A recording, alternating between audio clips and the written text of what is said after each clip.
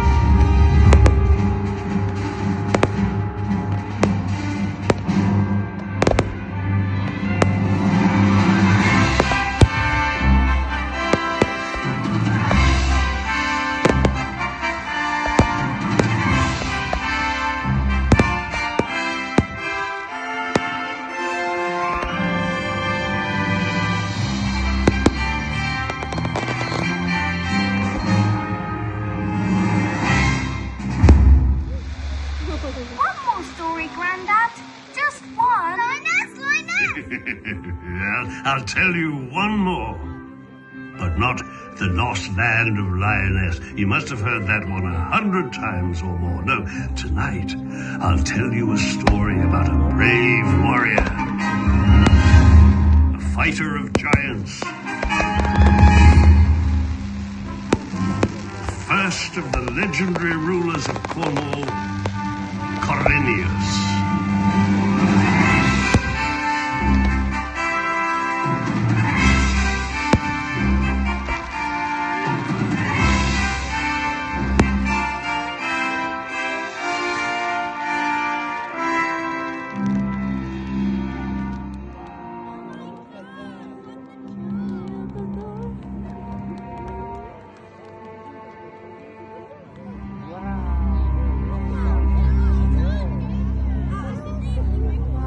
Cornelius was a warrior descended from the heroes of the Trojan Wars. He was second in command to Brutus, the legendary founder of Britain. Together, they set out on a quest to find Albion, a mythical land populated by giants, which they wanted to make their home. Cornelius gathered some troops, and together they marched across the land in search of their new kingdom.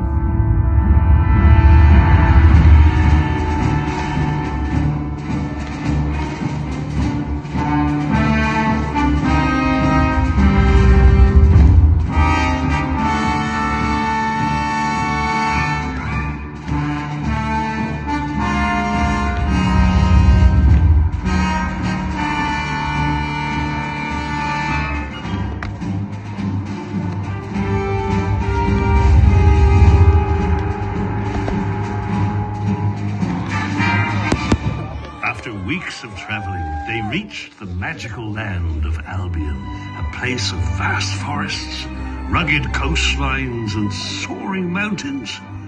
Brutus renamed the land Britain, and Cornelius settled in the far southwest. Cornwall? Yes, indeed, where the caves along the coast were inhabited by the scariest of creatures, giants.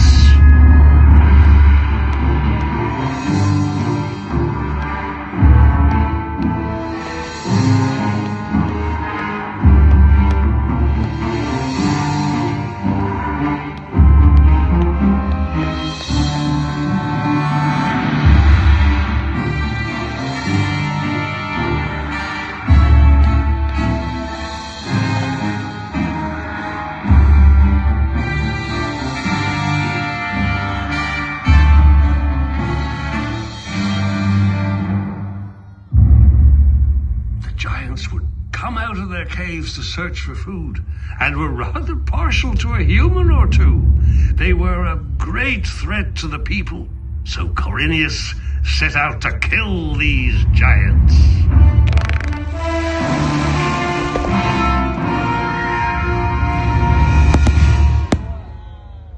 They fought hard until there was just one giant left.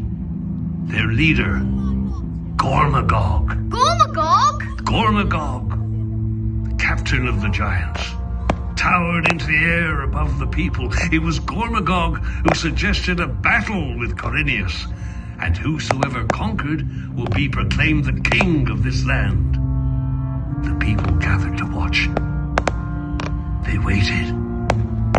And what followed was the mightiest of battles they had ever seen.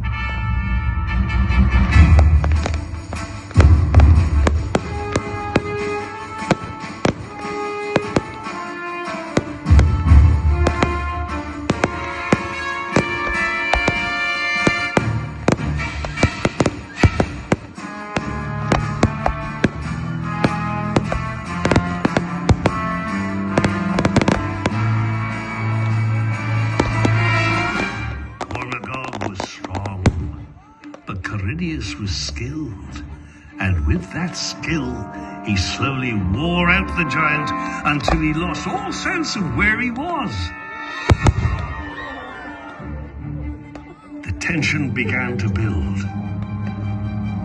And with that, Gormagog fell to the ground with the mightiest of crashes.